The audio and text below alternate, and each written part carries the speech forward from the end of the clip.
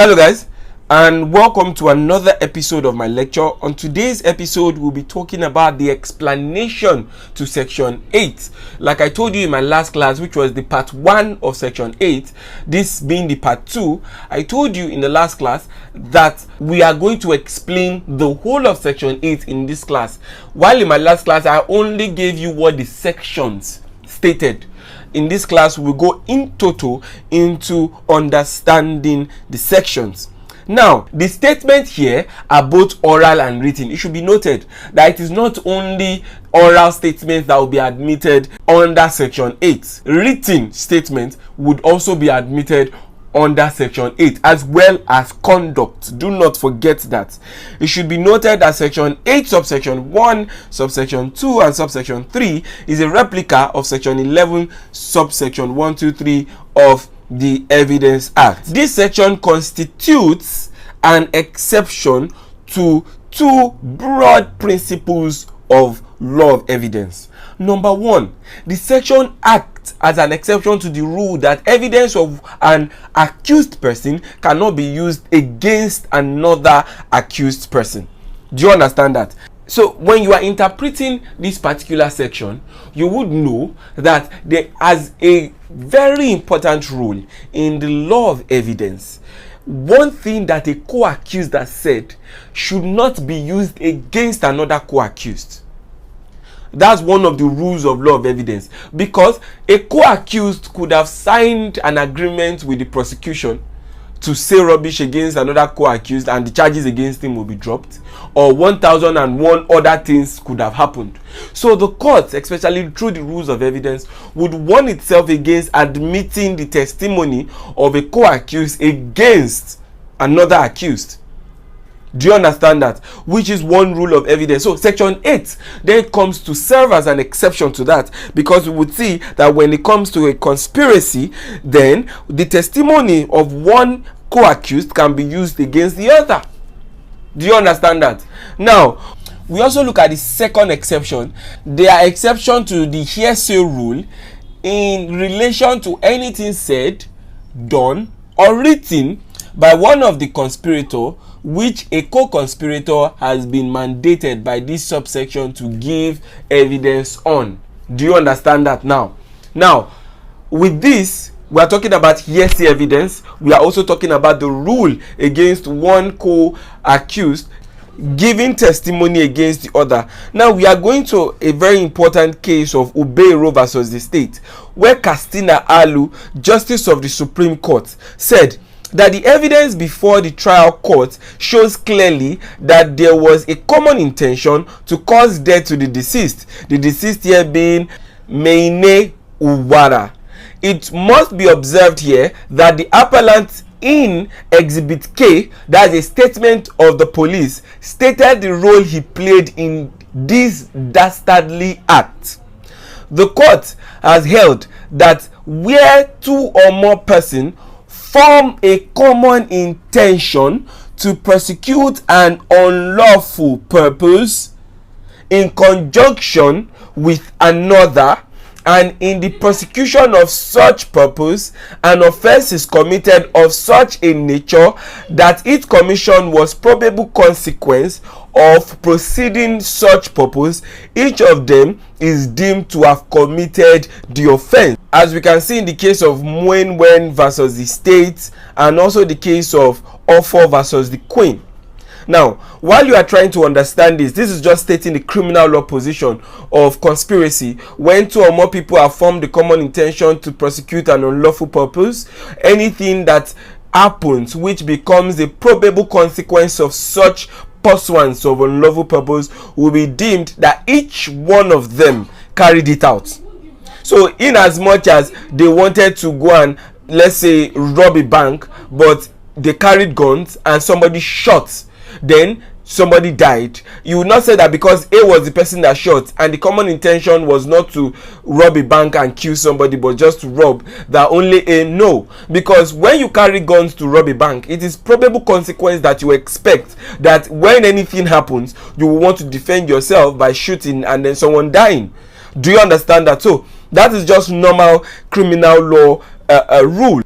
And then the court also cited the case of Rex versus Grand Gilbert, where it was held that where several persons embark on an enterprise to commit a felony and have also the preconceived common intention to use violence of any degree if necessary for the purpose of overcoming resistance, and death results from such violence, all of them are guilty of murder.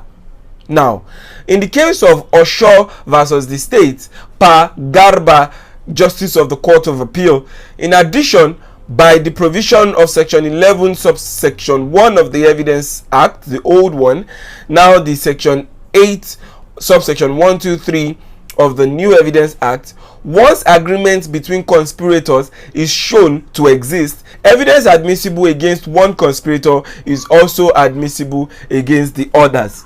This is what I'm talking about.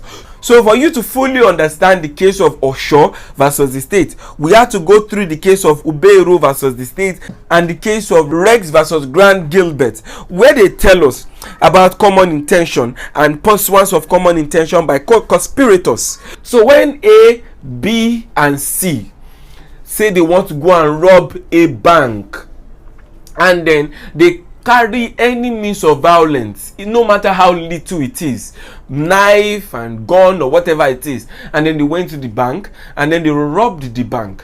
Now the thing is, when they are eventually caught, all of them, because they are conspirators, what anybody says can be used against the other party. Do you understand that?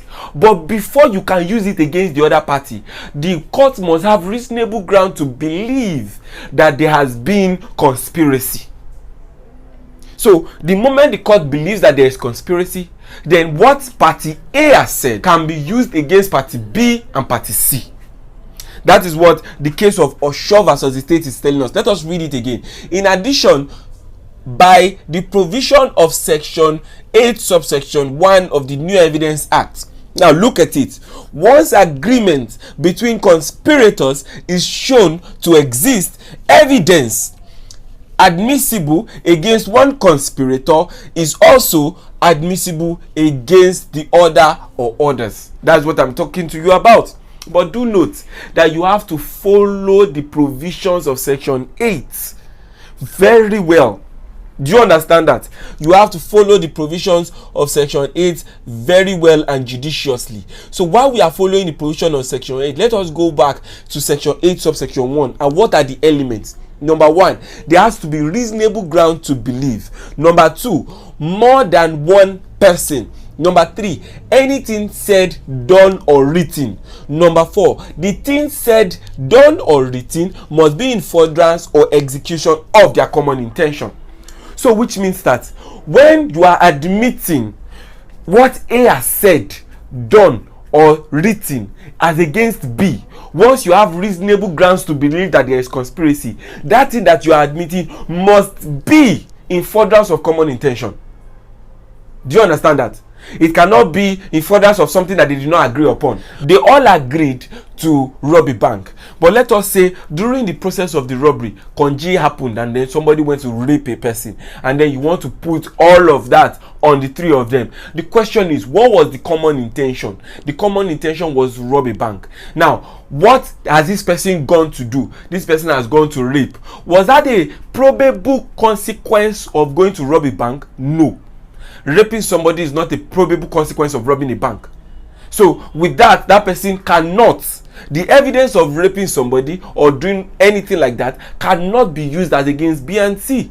So look at what 4 is saying again. The thing said, done, or written must be in furtherance or the execution of their common intention. And finally, the thing said, done, or written must also be done after the intention was entertained by any of the parties. So now you are talking about the intention. Now this intention must be done after it has been entertained by the parties, not before.